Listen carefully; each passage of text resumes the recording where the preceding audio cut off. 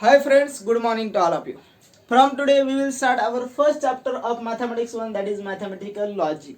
It is very easy chapter, it is very interesting chapter. खूप सोपा आहे, खूप इझी आहे, पण त्याची प्रॅक्टिस करणं खूप गरजेचे आहे. ठीक आहे, because practice makes man perfect. जर तुम्ही त्याची चांगली प्रॅक्टिस केली तर तुम्हाला याच्यामध्ये परफेक्शन येणार आहे. ठीक आहे, आता सुरुवात करताना आपण मॅथमॅटिकल लॉजिक म्हणजे काय, त्याची गरज काय पडलेली ते आपण बघणार आहोत. ठीक आहे, हा टोटली थेरोटिकल चॅप्टर आहे, प्रत्येकाने व्यवस्थित लक्ष द्यायचं आहे. ठीक आहे, पहा, mathematics is a logical subject. हा कसा आहे, logical subject, and try to be exact. It require exactness. बरोबर, try to be exact. For exactness it requires proof and which is depend on the proper reasoning. बरोबर आहे ना. आता एक्झॅक्टनेस साठी कशाची गरज असते, प्रूफची, आणि तो कशावरती डिपेंड असतो, प्रॉपर रिझनिंग वरती. बरोबर आहे ना. आणि रिझनिंग रिक्वायर्स लॉजिक, आणि रिझनिंग देण्यासाठी कशाची गरज असते, लॉजिकची गरज असते. बरोबर आहे. मग लक्षात ठेवा, the word logic which is derived from the Greek word logos. हा कशापासून तयार झालेला आहे, लोगस या ग्रीक वर्ड पासून तयार झालेला आहे. Which is derived from the Greek word लोगस which means reason. याचा मिनिंग काय असतो, रिझन असतो. Which means reason. बरोबर आहे ना. लॉजिक हा कोणता आहे, ग्रीक वर्ड आहे थोडक्यात. बरोबर आहे ना. कशापासून तयार झालेला आहे, लोगस या वर्ड पासून तयार झालेला लॉजिक हा वर्ड. बरोबर आहे. मग लोगस म्हणजेच काय, रिझन. लोगस means what, reason. बरोबर आहे. Therefore logic deals with the method of reasoning. त्यामुळेच लॉजिक कशासोबत डील्स करत असतो, मेथड ऑफ रिझनिंग बरोबर. बरोबर. Therefore logic deals with the method of reasoning. फक्त हा लॉजिक कशासोबत डील करतो, मेथड ऑफ रिझनिंग सोबत डील करत असतो. इन एन्शियंट ग्रेन्स, लक्षात ठेवा, हा जो लॉजिक आहे, बरोबर आहे ना, याची सिस्टमॅटिकल स्टडी कधीपासून सुरू झालेली ते आपल्याला बघायचं आहे. In ancient Greece the great philosopher and thinker, that is Aristotle, who study the systematical logic. बरोबर आहे. त्यांनी स्टडी कशाची केलेली आहे, सिस्टमॅटिकल लॉजिकची, किंवा त्याची सिस्टमॅटिक स्टडी केलेली आहे त्या लॉजिकची, असं म्हणलं तरी चालेल. बरोबर आहे ना. आणि ह्या मॅथमॅटिक्स मध्ये कोणी स्टडी केलेली आहे, जॉर्ज बुली. हा इंग्लिश फिलॉसॉफर आहे, तसंच इंग्लिश मॅथमॅटिशियन आहे. बरोबर. त्यांनी स्टडी केली होती ह्या लॉजिकची मॅथमॅटिक्स मध्ये. बरोबर. त्याने या मॅथमॅटिक्स मध्ये लॉजिकला एंट्री दिलेली आहे. कोणी, जॉर्ज बुली. हा एक इंग्लिश फिलॉसॉफर आहे. बरोबर, इंग्लिश मॅथमॅटिशियन आहे. त्याने त्याची प्रॉपर स्टडी केलेली आहे आणि याला कशामध्ये इन्व्हॉल्व केलेला आहे, मॅथमॅटिक्स मध्ये. ठीक आहे, आता तुम्हाला समजलं की नेमकं मॅथमॅटिक्स का रिक्वायर्ड आहे. मी तुम्हाला पहिल्यापासून सांगितलेलं. बरोबर आहे. Mathematics is a logical subject. हा मॅथमॅटिकल लॉजिकल सब्जेक्ट आहे, आणि तो कशावरती डिपेंड आहे, एक्झॅक्टनेस वरती. आणि एक्झॅक्टनेस कशावरती डिपेंड असतं, प्रूफ वरती. आणि प्रूफ कशावरती डिपेंड आहे, रिझन वरती. आणि रिझन जर द्यायचं म्हणलं तर कशाची रिक्वायरमेंट असते, लॉजिकची रिक्वायरमेंट असते. बरोबर आहे ना. हे रिलेशन आहे. बरोबर आहे. आता याच्यावरती जर पाहिलं तर एक गोष्ट आहे, पहा, 3 मित्र होते. किती होते, 3 मित्र. ठीक आहे, 3 मित्र कुठे चाललेले होते, पुण्याला चाललेले होते. मग ते 3 मित्र पुण्याला चाललेले होते. एका गाडीमध्ये एक 4 व्हीलर केलेली होती. त्या 4 व्हीलर मध्ये तीन मित्र पुण्याला चालले होते. बरोबर आहे ना. आता त्यामध्ये एक झाड काय झालं, त्यांना रस्त्याने जाता जाता रस्त्याच्या डाव्या बाजूला एक झाड दिसलं. त्या झाडाचे पानं कसे होते, लाल होते. बरोबर, त्या झाडाचे पानं कसे होते, लाल होते. बरोबर आहे ना. त्यातला पहिला जो होता तो लायमॅन होता, म्हणजे खोटारडा माणूस होता. तो काय म्हणला, आय नो दॅट, म्हणजे मला माहित आहे. बरोबर आहे, पुण्यामधील सर्व झाडांचे पानं कसे आहेत, लाल आहेत. त्याने काय केलं, फक्त एक झाड पाहिलं, त्या झाडाचं पान पाहिलं, ते कसं होतं, लाल होतं. बरोबर. त्या झाडाच्या पानावरून त्यांनी काय सांगितलं, पुण्यामधील सर्व झाड कसे होते, सर्व झाडांचे पानं कसे आहेत, लाल आहेत, असं त्याने सांगितलं. बरोबर. त्याच्यातला दुसरा होता, बरोबर आहे, तो काय होता, थोडा समथिंग रिलेटेड टू मॅथमॅटिक्स असं जरी म्हणलं तरी चालेल. बरोबर. तो थोडाफार मॅथमॅटिक्सला धरून चालत होता. तो काय म्हणला, पुण्यामधील काही झाडं लाल आहेत, काही झाडांचे पानं काय आहेत, लाल आहेत. बरोबर आहे ना. मग यांनी काय सांगितलं की पुण्यामधील सर्वात पहिले जो होता त्याने काय सांगितलं, पुण्यामधील सर्व झाडांचे पानं लाल आहेत.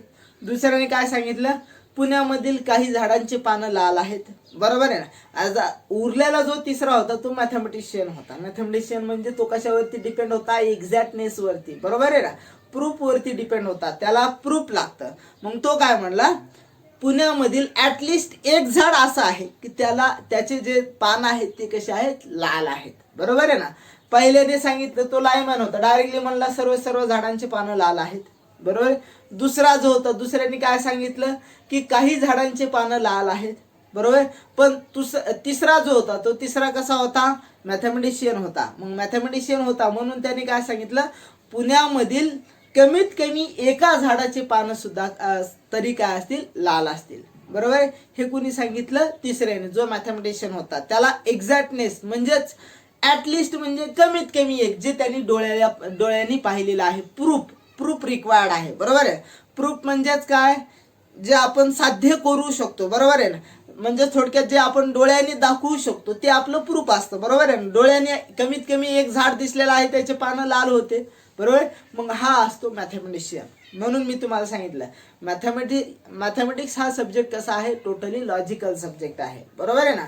मग त्याची स्टडी करण्यासाठी एक्झॅक्टनेसची गरज असते, आणि एक्झॅक्टनेस जर द्यायचं म्हणलं तर प्रूफ गरजेचं आहे. प्रूफ कशावरती डिपेंड आहे, रिझन वरती. आणि रिझन कशाशी रिलेटेड आहे, लॉजिकची रिलेटेड आहे. बरोबर आहे. म्हणून हा मॅथमॅटिकल लॉजिक हा जो चॅप्टर आहे तो आपल्याला शिकणं गरजेचं आहे. बरोबर आहे. इथपर्यंत प्रत्येकाला लक्षात आलं. आता तिथून पुढे आपल्याला स्टडी करायची आहे लँग्वेज. सांगा, लँग्वेज कशासाठी गरजेचं आहे. What is the meaning of language. It is a medium to communicate our thought. बरोबर आहे ना. हे एक मीडियम आहे आपलं विचार मांडण्याचं. जर आता समजा मी मराठीत बोलतोय, तुम्ही मराठीत ऐकतात. बरोबर आहे ना. मग हे मराठी जी भाषा आहे माझी, बरोबर आहे ना, ते काय झालं, आपलं मीडियम झालं आपल्याला कम्युनिकेट करण्यासाठी. बरोबर आहे ना. आपल्याला संवाद साधण्यासाठी ते काय एक माध्यम आहे. बरोबर आहे ना. मग जर ही भाषाच नसते, मी फक्त तुम्हाला हातवारे जर केलं असतं तर तुम्हाला काय समजलं असतं का, नाही. बरोबर आहे. Therefore language is a medium to communicate our thought. बरोबर आहे. आपले विचार मांडण्याचं ते काय मीडियम आहे. बरोबर आहे ना. We communicate our ideas or thought through the sentence. आता ज्या लँग्वेज आहेत, लँग्वेज मध्ये जे आपले आयडियाज आहेत किंवा थॉट जे आहेत, आपण कशाच्या द्वारे मांडत असतो, सेंटेन्सच्या द्वारे. बरोबर आहे ना. आता मग सेंटेन्स कोणत्या प्रकारचे असतात, आपण इंग्लिश मध्ये त्याची स्टडी केलेली आहे. कोणत्या प्रकारचे असतात. पहिला असतं असर्टिव्ह सेंटेन्स. पहिलं कोणतं राहणार आहे, असर्टिव्ह सेंटेन्स. बरोबर आहे. Assertive sentence. दुसरं कोणतं राहणार आहे, second interrogative sentence. Interrogative sentence. बरोबर. थर्ड काय राहणार आहे, इम्पेरेटिव्ह सेंटेन्स. बरोबर आहे. आणि 4 नंबरचा काय राहणार आहे, exclamatory sentence. There are 4 type of exclamatory sentence. ठीक आहे. There are 4 types of sentence. आपण सेंटेन्स ज्या जे काय आपले 4 टाइप्स आहेत त्याच्या माध्यमातून मांडत असतात. असर्टिव्ह म्हणजे विधानार्थी. बरोबर.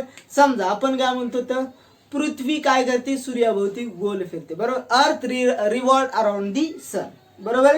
हे काय झालं, असर्टिव्ह सेंटेन्स. तसंच 2 + 5 that is 7. 2 + 5 is equal to किती येणार, 7. हे काय असर्टिव्ह. कोणीही चुकीचं म्हणू शकतं का त्याला, नाही. बरोबर आहे ना. तसंच जर पाहिलं 2 × 5 दॅट इज इक्वल टू किती येणार आहे, 10. हे काय आपलं असर्टिव्ह सेंटेन्स. इंट्रोगेटिव्ह सेंटेन्स म्हणजे काय राहणार आहे, सांगा. What is the meaning of interrogative sentence. Interrogative sentence म्हणजे प्रश्नार्थ वाक्य. बरोबर आहे ना. प्रश्नार्थी वाक्य. प्रश्नार्थी वाक्य म्हणजे काय, तू कुठे गेला होतास, तू काय करत होतास. बरोबर. What are you doing, do you want water. बरोबर.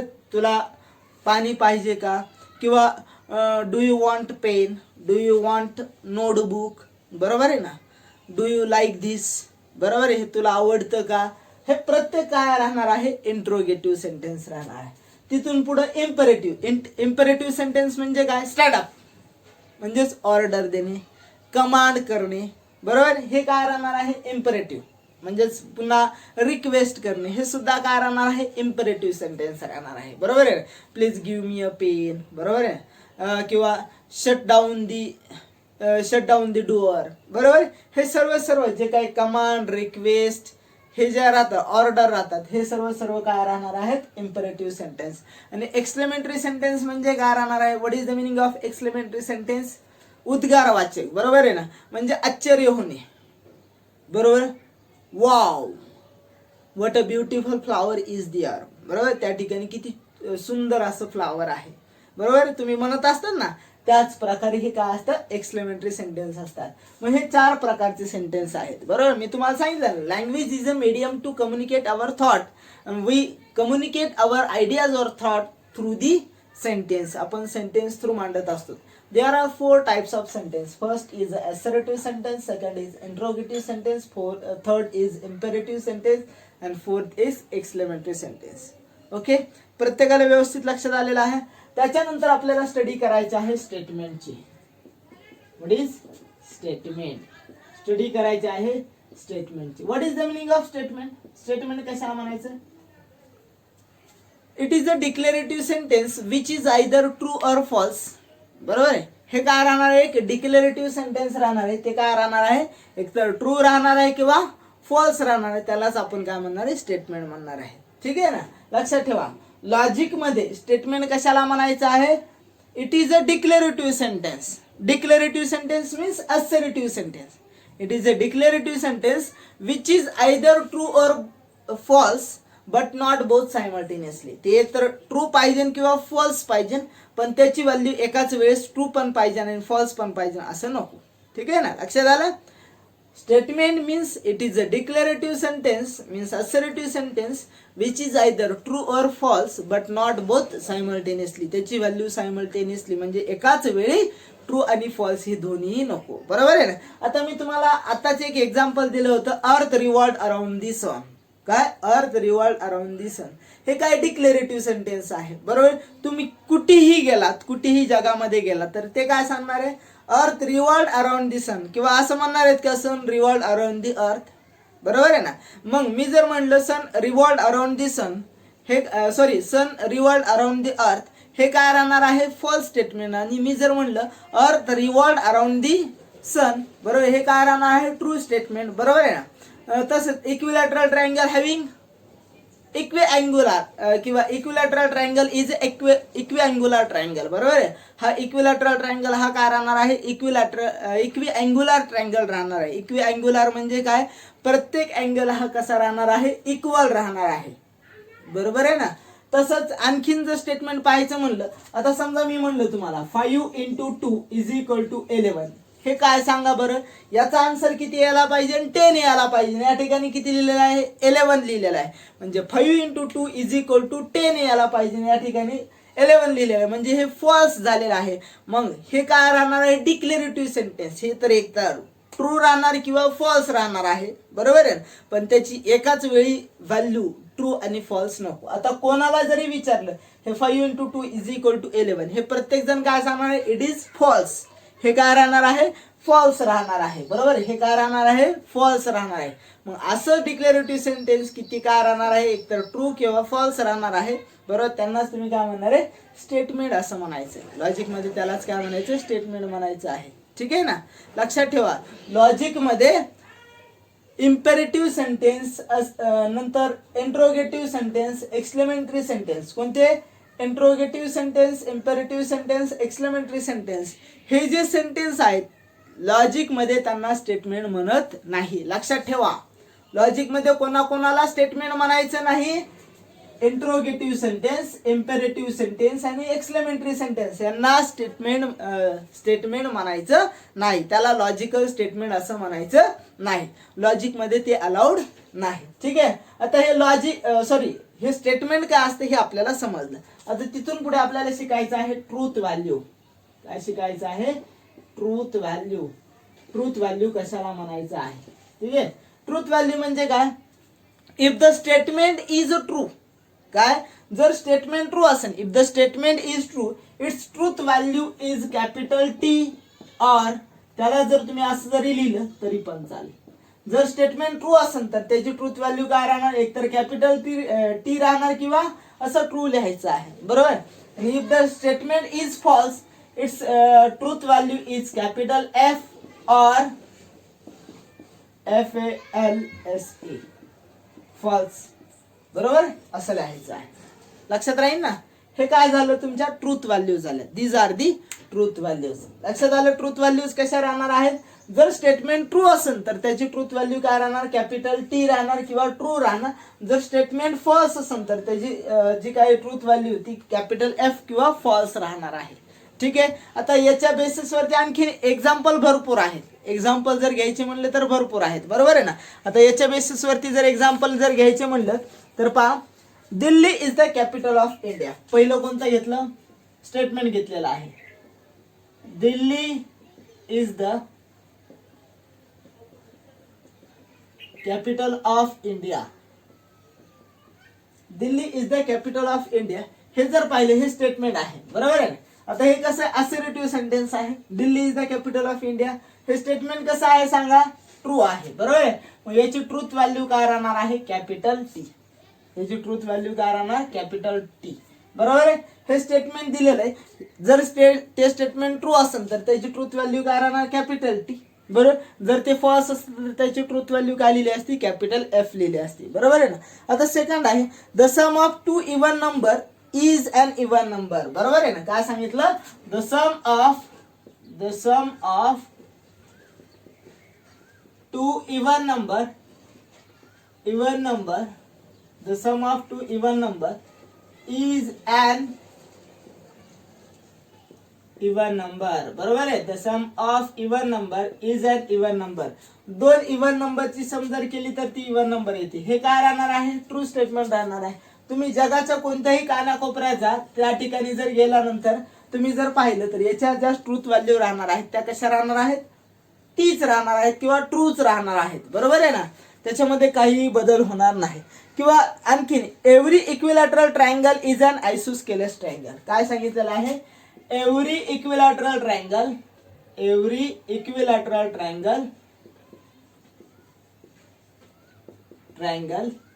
इज अन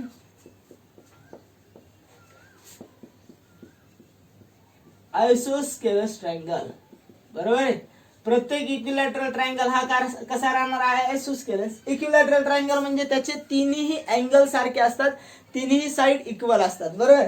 आणि आयसोस्केलेस ट्रायंगल म्हणजे काय, त्याच्या दोन साइड इक्वल असतात आणि त्या साइडचे अपोजिट अँगल सुद्धा काय असतात, इक्वल असतात.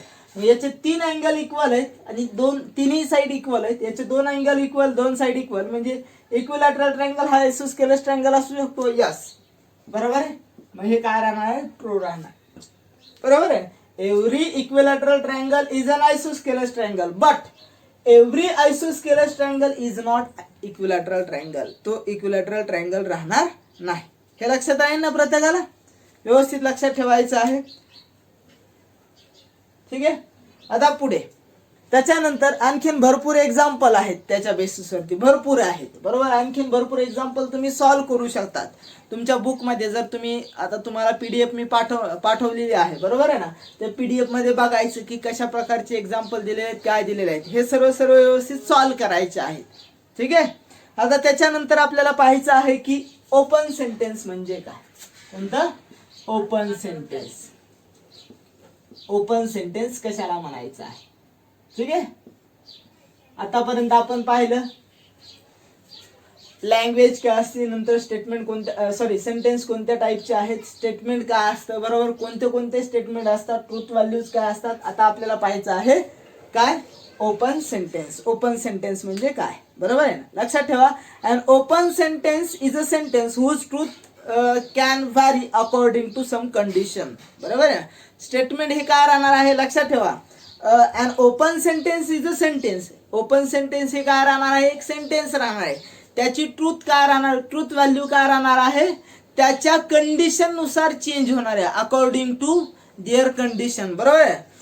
अन open sentence is a sentence whose truth can vary according to some condition which are not stated in the sentence, बरोबर आहे ना. लक्षात ठेवा, ओपन सेंटेन्स म्हणजे काय, असं सेंटेन्स राहणार आहे की त्याची ट्रूथ म्हणजे त्याची जी काय व्हॅल्यू आहे, ट्रूथ व्हॅल्यू राहणार आहे, ती काय होणार आहे, व्हॅरी होणार आहे अकॉर्डिंग टू सम कंडिशन, आणि ती कंडिशन त्या ठिकाणी दिलेलीच नसणार, बरोबर आहे. त्या ठिकाणी दिलेली असेल का, which are not stated in the sentence, त्या ठिकाणी त्या सेंटेन्स मध्ये दिलेली नसणार, बरोबर आहे. आता समजा मी पहिलं पाहिला, पहा, x + 2 = 7, हे पहिले स्टेटमेंट आहे. x + 2 = 7, सॉरी हे पहिले सेंटेन्स आहे, बरोबर आहे ना. आता हे पहिलं सेंटेन्स आहे. आता हे पहिलं सेंटेन्स लक्षात ठेवा, x + 2 = 7. जर या ठिकाणी मी x ची व्हॅल्यू 4 घेतली तर हे काय येणार आहे, फॉल्स राहणार आहे, बरोबर आहे. जर x ची व्हॅल्यू मी 5 घेतली तर ते काय राहणार आहे, ट्रू राहणार आहे. म्हणजे याची जी या सेंटेन्सची जी ट्रूथ व्हॅल्यू राहणार आहे ती एका कंडिशन वरती डिपेंड आहे, म्हणजे x च्या व्हॅल्यू वरती डिपेंड आहे. पण ती x ची व्हॅल्यू या स्टेटमेंट मध्ये सॉरी या सेंटेन्स मध्ये दिलेली आहे का, नाही. मग यालाच तुम्ही काय म्हणणार आहे, ओपन सेंटेन्स असं म्हणायचं, बरोबर आहे. जर या ठिकाणी तुम्हाला x ची व्हॅल्यू दिलेली असती, जर तुम्हाला या ठिकाणी x ची व्हॅल्यू दिलेली असती तर तुम्ही काय म्हणला असतात, ती व्हॅल्यू याच्यामध्ये पुट करायची, एक तर ट्रू आलं तर ट्रू किंवा फॉल्स. आता जर मी या ठिकाणी x ची व्हॅल्यू 4 घेतली तर हे काय येते, फॉल्स, आणि 5 घेतली तर काय येते, ट्रू, बरोबर आहे ना. म्हणजे लक्षात ठेवा, ओपन सेंटेन्स म्हणजे काय, an open sentence is a sentence whose truth can vary according to some condition which are not stated in the sentence, त्या सेंटेन्स मध्ये दिलेली नसणार, बरोबर. आता सेकंड आणखीन एक एक्झाम्पल आपण त्या ठिकाणी घेऊ, ठीक आहे. पहा, ही इज अ म्युझिशियन, काय, he is a musician, he is a musician. आता कोण आहे तो म्युझिशियन, नाही, फक्त ही इज अ म्युझिशियन. समजा एखादं जर पर्टिक्युलर नाव या ठिकाणी दिलेलं असतं तर तुम्ही सांगितलं असतं, बरोबर आहे ना. आता समजा हे तर एखाद्या सिंगरचं नाव किंवा एखाद्या म्युझिशियनचं जर नाव दिलं असतं तर तुम्ही म्हणलं असतं ट्रू. समजा जर तुमचं नाव दिलं असतं तर ते काय असतं, फॉल्स असतं, बरोबर आहे. हे कशावरती डिपेंड आहे, ते गिवन कंडिशन वरती. पण त्या ठिकाणी नाव दिलेलं आहे का, नाही, फक्त ही इज अ म्युझिशियन एवढंच दिलेलं आहे. मग हे काय, ओपन सेंटेन्स आहे. It is called as open sentence. आणखीन थर्ड आहे, mathematics is an easy subject और इंटरेस्टिंग सब्जेक्ट. मी काय म्हणलं, पहा, mathematics is an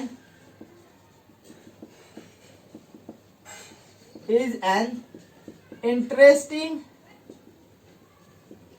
subject, बरोबर. Mathematics is an interesting subject. आता mathematics is an interesting subject जर समजा मला जर विचारलं तुम्ही म्हणणार यस शुअर, बरोबर. पण समजा तुमच्यापैकी एखाद्याला जर विचारलं तर काय म्हणणार, नाही नाही लय अवघड जातं ते, बरोबर, खूप किचकट असतं ते, मग ते अवघड आहे.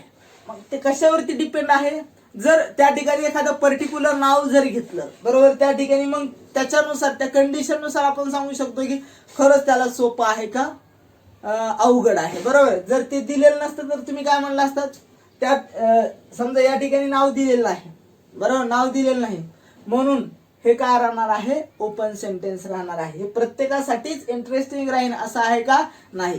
कोणासाठी इंटरेस्टिंग आहे, कोणासाठी इंटरेस्टिंग नाही, बरोबर आहे. म्हणजे त्याची ट्रूथ व्हॅल्यू काय होते, व्हॅरी होती, म्हणून त्यांना आपण काय म्हणणार आहे, ओपन सेंटेन्स म्हणणार आहे, बरोबर आहे. आणि लक्षात ठेवा, लॉजिक मध्ये, या मॅथमॅटिकल लॉजिक या चॅप्टर मध्ये ओपन सेंटेन्सला स्टेटमेंट म्हणता येत नाही. ओपन सेंटेन्सला स्टेटमेंट म्हणायचं नाही. मग स्टेटमेंट कोणता राहणार आहे, फक्त असर्टिव्ह सेंटेन्स, बरोबर. हे बाकीचे सर्व काय आहेत, फक्त सेंटेन्स आहेत, बरोबर, फक्त काय आहेत, सेंटेन्स आहेत, त्यांना स्टेटमेंट म्हणता येत नाही. लक्षात ठेवा, मग नोट म्हणून लिहून ठेवायचे आहे. In mathematical logic interrogative sentence, imperative sentence, exclamatory sentence and open sentence are not statement. हे स्टेटमेंट राहणार नाही किंवा मॅथमॅटिकल स्टेटमेंट नाहीत किंवा लॉजिकल स्टेटमेंट नाही असं म्हटलं तरी चालेल. आता याच्या बेसिसवरती तुम्हाला भरपूर असे काही एक्झाम्पल दिलेले आहेत सॉल्व्ह करण्यासाठी, बरोबर. हे सर्व एक्झाम्पल तुम्हाला काय करायचे आहेत, व्यवस्थित सॉल्व्ह करायचे आहेत, व्यवस्थित वाचायचे आहेत, बरोबर आहे. आता हे प्रत्येकाने व्यवस्थित सॉल्व्ह करायचे, वाचायचे, आणि काय अडी अडचण येत असेल तर विचारायचं आहे. आता आपण नेक्स्ट बीटला सुरुवात करतोय, याच्या नेक्स्ट बीटला, ठीक आहे ना. आपल्याला सुरू करायचं आहे लॉजिकल कनेक्टिव्ह. कोणतं, लॉजिकल कनेक्टिव्ह. लॉजिकल कनेक्टिव्ह म्हणजे लॉजिकल कनेक्टिव्ह. आता लॉजिकल कनेक्टिव्ह म्हणजे काय, आता मी तुम्हाला काही पर्टिक्युलर एक्झाम्पल देतो, ठीक आहे. आता त्याच्यामध्ये तुम्हाला ओळखायचं आहे की कनेक्टिव्ह कोणता आहे. कनेक्टिव्ह म्हणजे काय, जोडणारा, बरोबर आहे ना. आता समजा नदी एक आहे, नदीच्या दोन्ही साईडला दोन रस्ते आहेत, त्यांना आपण कशाने जोडत असतो, एका पुलाने, बरोबर आहे ना, ब्रिजने जोडत असतो, त्यालाच आपण काय म्हणतो, कनेक्टिव्ह असं म्हणत असतो. मग तसंच लॉजिकल कनेक्टिव्ह कोणते आहेत, कसे यूज करायचे ते आपल्याला बघायचे. मी तुम्हाला काही एक्झाम्पल देतो पहा. All roses are red and violets are blue. या ठिकाणी दोन सेपरेट स्टेटमेंट आहेत, बरोबर आहे. आता या दोन्ही सेपरेट स्टेटमेंटला कशाने जॉईन केलेला आहे, अँडने. मग अँड हा काय झाला, त्यांचा कनेक्टिव्ह झालेला आहे, बरोबर. दोन सिंपल, दोन सेपरेट असे काही स्टेटमेंट होत्या, बरोबर, त्यांना आपण कशाने जॉईन केलेला आहे, अँडने जॉईन केलेले, म्हणून अँड हा काय झालेला आहे, त्याचा कनेक्टिव्ह झालेला आहे. त्याच प्रकारे नेक्स्ट आहे पहा, 5 इज अ रिअल नंबर और 5 plus i is a complex number. मी काय सांगितलं, 5 इज अ रिअल नंबर और 5 plus i is a complex number. 5 is a real number हे एक सिंपल स्टेटमेंट आहे, 5 plus i is a complex number हे एक सिंपल स्टेटमेंट आहे. दोन्ही जे काही सिंपल स्टेटमेंट आहे कशाने जॉईन केलेले आहेत, आपण ऑरने जॉईन केलेले आहेत, म्हणजे ऑर हा सुद्धा एक आहे कनेक्टिव्ह आहे, बरोबर आहे ना. मग कनेक्टिव्ह म्हणजे काय, दोन सिंपल स्टेटमेंट ज्याने आपण जॉईन करतो त्यांनाच आपण काय म्हणू शकतो, कनेक्टिव्ह असं म्हणू शकतो, बरोबर आहे. The word or a group of word म्हणजेच काय, the word or a group of word like and or not if then, बरोबर. The word or a group of word like and or if, then, if and only if, आणि not, बरोबर आहे ना.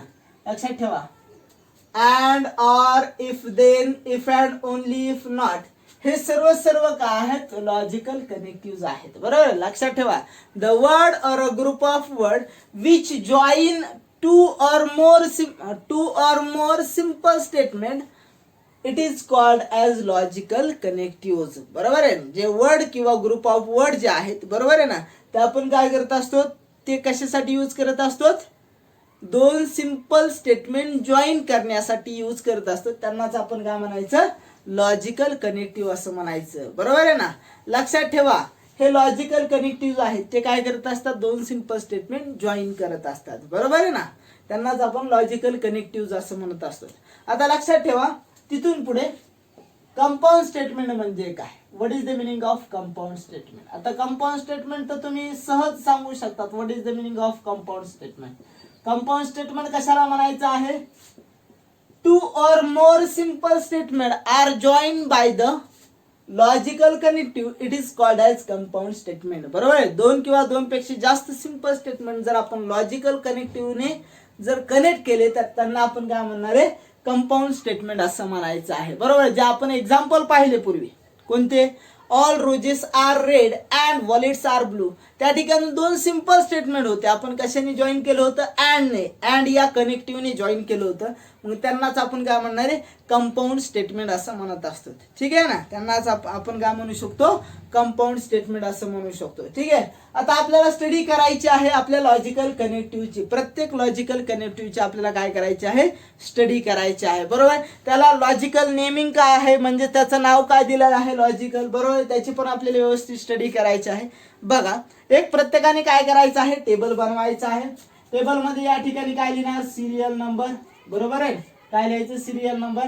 या ठिकाणी connective, पहिलं काय, serial number, नंतर कनेक्टिव्ह, त्याच्यानंतर लिहिणार आहे सिम्बॉल, त्याचा सिम्बॉल, आणि त्याच्यानंतर लिहिणार आहे लॉजिकल टर्म, म्हणजे लॉजिक मध्ये काय म्हणतात. पहिला कनेक्टिव्ह आपण घेतोय अँड, कोणता, अँड. सिम्बॉल लक्षात ठेवा, हा सिम्बॉल आहे अँडचा, लक्षात आहे ना, this is the symbol of and. त्याला लॉजिक मध्ये म्हणतात कंजंक्शन, काय म्हणायचं, कंजंक्शन. कंजंक्शन म्हणजे काय, जर आपण दोन सिंपल स्टेटमेंट अँड या कनेक्टिव्हने जॉईन केलं तर त्यांना आपण काय म्हणणार आहे, कंजंक्शन असं म्हणायचं. त्यांना त्या स्टेटमेंटलाच आपण काय म्हणू शकतो, कंजंक्शन असं म्हणू शकतो. त्याचा सिम्बॉल असा आहे, ठीक आहे. मुद्दाम मी टेबल बनवतोय. तुमच्या बुकमध्ये सेपरेट असं व्यवस्थित दिलेलं आहे, ते तुम्ही व्यवस्थित बघू शकतात, वाचू शकता. आता मला प्रत्येक डिटेलमध्ये घेणं शक्य नाही, म्हणून मी तुम्हाला याच्यामध्ये सांगतोय. हा कनेक्टिव्ह आहे अँड, हा त्याचा सिम्बॉल आहे, बरोबर. आणि जर दोन सिंपल स्टेटमेंट अँड ने जॉईन केलं तर त्याला काय म्हणायचं, कंजंक्शन म्हणायचं आहे. ठीक आहे ना. आता आपण पहिलं सिंपल स्टेटमेंट म्हणलं, बरोबर. लक्षात ठेवा, जे सिंपल स्टेटमेंट असतात आपण ते पी, पुन्हा क्यू, आर, एस, टी या सिम्बॉलने रिप्रेझेंट करत असतात, किंवा या लेटर्सने रिप्रेझेंट करत असतात, बरोबर आहे ना. P, Q, R, S. आता आपण कन्सिडर केले दोन सिंपल स्टेटमेंट आहेत, दोन सिंपल स्टेटमेंट पी आणि क्यू.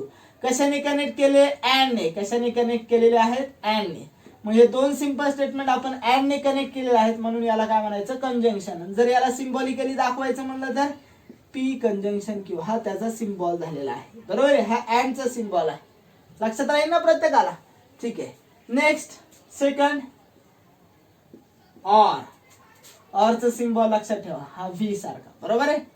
याला आपण म्हणतो लॉजिक मध्ये डिसजंक्शन. काय म्हणायचं, डिसजंक्शन. डिसजंक्शन म्हणजे काय करणार, लक्षात ठेवा. डिसजंक्शन म्हणजे दोन सिंपल स्टेटमेंट आहेत पी आणि क्यू, कशाने जॉईन केले, ऑर ने. मग P or Q, P or Q, बरोबर आहे ना. हा त्याचा सिम्बॉल आहे. रीड कसं करणार, पी डिसजंक्शन क्यू. ठीक आहे, पी डिसजंक्शन क्यू. थर्ड आहे नॉट. सिम्बॉल लक्षात ठेवा, इन्व्हर्टेड एस. त्याला लॉजिक मध्ये म्हणतात निगेशन. काय म्हणतात, निगेशन म्हणतात. लॉजिक मध्ये काय म्हणत असतात, निगेशन, बरोबर आहे. आता लक्षात ठेवा, हा एकमेव कनेक्टिव्ह आहे, तो फक्त एका सिंपल स्टेटमेंट वरती ऑपरेट केला जातो, एका सिंपल स्टेटमेंट वरती, बरोबर आहे ना. आता जर मी म्हणलं Pune is not well plan city, Pune is not well plan city, हे एक सिंपल स्टेटमेंट आहे, त्याला आपण निगेशन कशाने केलं, फक्त नॉट, बरोबर. दोन सिंपल स्टेटमेंट जॉईन केलेले आहेत का, नाही. लक्षात ठेवा, हे जर समजा मी पी एक स्टेटमेंट घेतलेलं आहे, पी एक स्टेटमेंट घेतलं, त्याचं निगेशन केलं म्हणजे पुणे इज नॉट. आता समजा मी म्हणलं Pune is a well plan city, P म्हणजे काय, Pune is well plan city, Pune is a well plan city असं जर म्हणलं आणि याचं निगेशन केलं म्हणजेच Pune is not well plan city, बरोबर. याला सिम्बॉलिकली कसं रिप्रेझेंट करणार, Pune is a well plan city, फक्त त्याला निगेशन केलं म्हणजे पी ला फक्त काय करायचं, असा सिम्बॉल लावायचं, म्हणजे हा झाला निगेशनचा, बरोबर आहे. फोर्थ नंबरचा आहे connective. If dash dash dash then, if then. Symbol arrow, फक्त एरो, असा एरो द्यायचा. ठीक आहे. आणि लॉजिकली काय म्हणतात त्याला, लॉजिकल टर्म मध्ये त्याला म्हणतात कंडिशनल. और त्याचं दुसरं नाव आहे इम्प्लिकेशन. काय आहे, इम्प्लिकेशन. ठीक आहे, त्याचं दुसरं नाव आहे इम्प्लिकेशन. म्हणजे दोन सिंपल स्टेटमेंट आहे पी आणि क्यू, आपण कशाने जॉईन केले, इफ पी देन क्यू, म्हणजे इफ देन ने जॉईन केलेले आहेत. मग याला सिम्बॉलिकली कसं रिप्रेझेंट करणार, P implies Q, P implies Q. लक्षात ठेवा, पी हा काय राहणार आहे, कॉन्झिक्युटिव्ह राहणार आहे, बरोबर आहे ना. आता तुम्ही व्यवस्थित वाचायचं, पी म्हणजे काय आणि क्यू म्हणजे काय, बरोबर. मग कोणता अँटीसिडेंट राहणार आहे, कोणता कॉन्सिक्वेंट राहणार आहे, लक्षात ठेवा. क्यू काय करतोय, पी ला फॉलो करतोय ना, बरोबर आहे ना. म्हणजे पी काय राहणार आहे, कॉन्सिक्वेंट राहणार आहे, कॉन्सिक्वेंट, बरोबर आहे. आणि हा काय राहणार आहे, अँटीसिडेंट,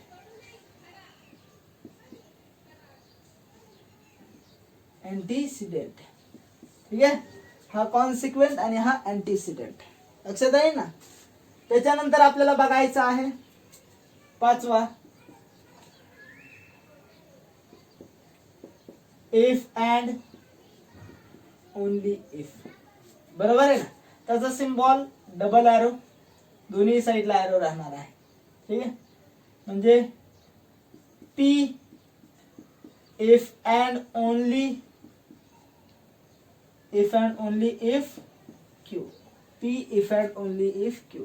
यालाच लॉजिकल टर्म मध्ये म्हणतात बाय कंडिशनल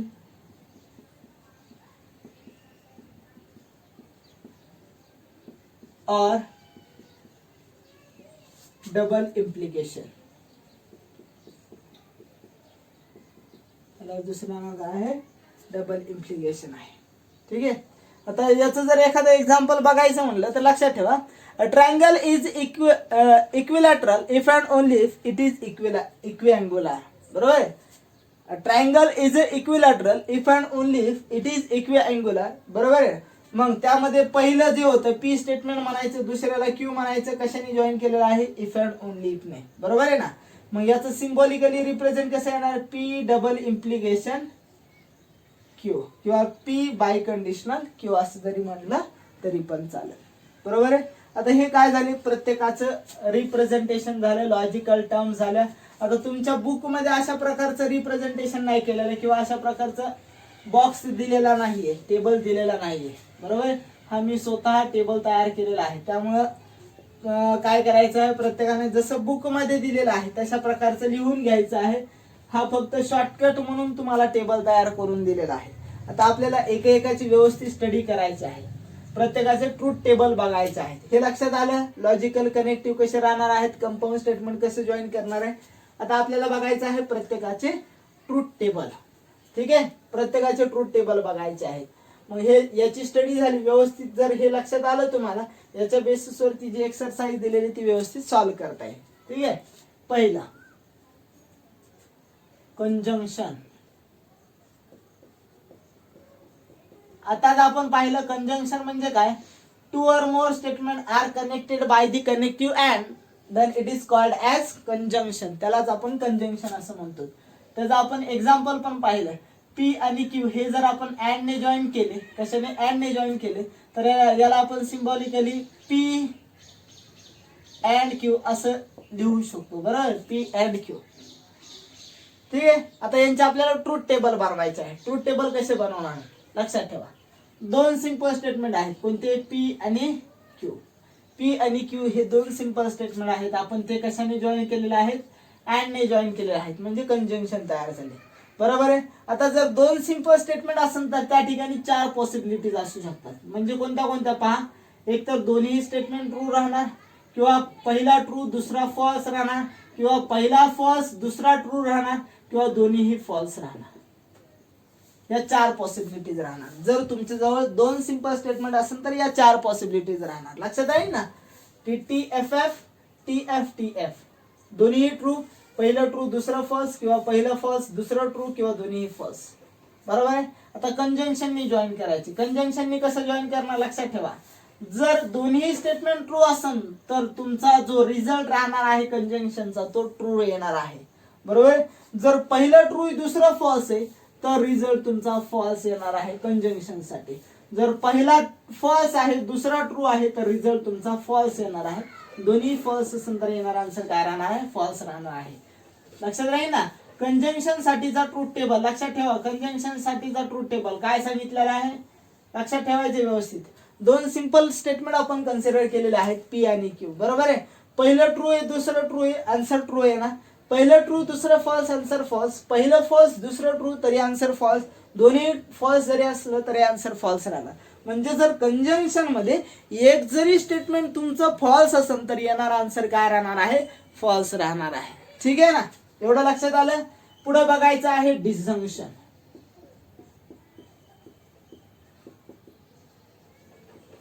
पुढे काय पाहायचं आहे? डिसजंक्शन. डिसजंक्शन मध्ये पहा, पी आणि क्यू हे दोन सिंपल स्टेटमेंट आहे. आपण कशाने जॉईन केलेले? ऑर ने. जर दोन सिंपल स्टेटमेंट ऑर ने जॉईन केली, इफ टू और more simple statement are connected by the connective or then it is called as disjunction. त्या कंपाऊंड स्टेटमेंटला आपण डिसजंक्शन असं म्हणतो. बरोबर.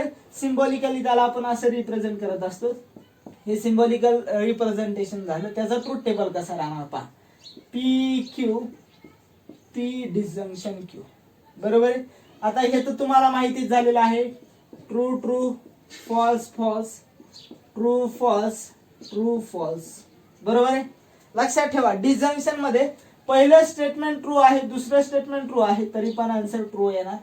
पहिलं ट्रू दुसरं ट्रू, सॉरी पहिलं ट्रू दुसरं फॉल्स तरी पण आन्सर ट्रू आहे ना. पहिलं फॉल्स दुसरं ट्रू तरी पण आन्सर काय येणार, ट्रू आहे ना. आणि दोन्ही जरी फॉल्स असेल तरी आन्सर काय राहणार, फॉल्स राहणार आहे. लक्षात आहे ना. डिसजंक्शन मध्ये काय फरक आहे, जर एक स्टेटमेंट जरी तुमचं ट्रू असेल तर येणारा रिझल्ट काय राहणार आहे, ट्रू राहणार आहे. ठीक आहे. त्याच्यानंतर आपल्याला पाहायचं आहे थर्ड नंबरचं निगेशन. कोणतं, निगेशन. निगेशन म्हणजे एक सिंपल स्टेटमेंट आहे, त्यांना आपण फक्त काय लावलं, नॉट लावलं. बरोबर. पी ही स्टेटमेंट घेतली, त्याला आपण नॉट लावलं, ते झालं निगेशन. बरोबर आहे. आपण आता निगेशनचं मी तुम्हाला सांगितलं होतं ते फक्त एका सिंपल स्टेटमेंट वरती ऑपरेट होत असतं. मग ही एक सिंपल स्टेटमेंट घेतली, त्याला आपण निगेशन केलं म्हणजे निगेशन पी. बरोबर. ही जर स्टेटमेंट ट्रू असेल तर काय होणार आहे, फॉल्स. जर फॉल्स असेल तर काय होणार आहे, ट्रू होणार आहे. हे झालं त्याचं लॉजिकल ट्रूथ टेबल. लक्षात आहे ना. जर ट्रू असेल तर फॉल्स होणार, फॉल्स असेल तर ट्रू राहणार आहे. आता 4 नंबरचं कोणतं, कंडिशनल.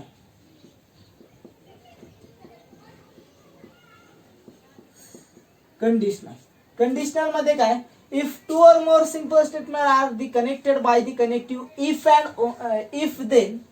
कशाने, इफ देन नी जर आपण कनेक्ट केलं, if P then Q, if P then Q, तर त्यांना आपण कंडिशनल असं म्हणणार आहोत. बरोबर. सिम्बॉलिकली कसं रिप्रेझेंट करणार, पी इम्प्लाइज क्यू, म्हणजे हा एरो द्यायचा आहे त्या ठिकाणी. बरोबर आहे.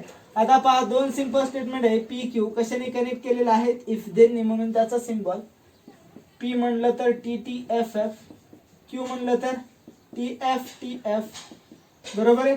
आता कंडिशनल मध्ये कंडिशन लक्षात ठेवा, true true answer is true, true false answer is false, false true answer is true, false false answer is true. लक्षात राहील ना. लक्षात ठेवा, true true answer is true, true false answer is false, false true answer is true, false false answer is true. ठीक आहे. लक्षात ठेवा, जर पहिलं स्टेटमेंट ट्रू दुसरं फॉल्स तरच false, otherwise it is always true. हे 4 झाले. त्याच्यानंतर लास्ट आहे, लास्टचा ट्रूथ टेबल 5 नंबरचा, by conditional.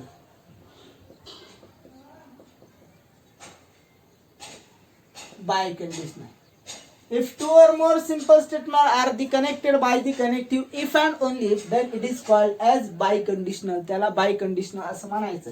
Consider two simple statement P and Q. It is connected by the if and only if connective. If and only if. बरोबर आहे ना. if and only if याने join केलेला आहे. Symbolic कसं लिहिणार, P बायकंडिशनल Q असं represent करणार आहे. ट्रूथ टेबल दाखवायचा आहे आपल्याला. ट्रूथ टेबल कसा राहणार, लक्षात ठेवा. First simple statement P, second Q. बरोबर. P Q, P biconditional Q, हे double arrow. True true, false false, true false, true false. True true जर असेल तर ट्रू राहणार, ट्रू फॉल्स जर असेल तर फॉल्स राहणार, फॉल्स ट्रू जर असेल तर फॉल्स राहणार, फॉल्स फॉल्स जर असेल तर ट्रू राहणार. सिंपल आहे. याच्यामध्ये बाय कंडिशनल मध्ये जर सेम ट्रूथ व्हॅल्यू जर असेल तर येणार आन्सर ट्रू राहणार आहे, otherwise it is always false. हे पाचही ट्रूथ टेबल तुम्हाला लक्षात ठेवायचे आहेत, व्यवस्थित लक्षात ठेवायचे, पाठ करून ठेवायचे आहेत. बरोबर. इथपर्यंत व्यवस्थित तुम्ही चांगली स्टडी करायची आहेत, व्यवस्थित वाचून घ्यायचं आहे, चांगल्या नोट्स काढायच्या आहेत. बरोबर. व्यवस्थित लिहून घ्यायचं आहे, प्रत्येकाने फोटो काढून सेंड करायचे आहे. जे रिमेनिंग आहे ते आपण उद्या घेणार आहोत आणि उद्याच्या लेक्चरमध्ये आपल्याला एक्सरसाइज सॉल्व्ह करायचे आहे. ठीक आहे ना. थँक्यू.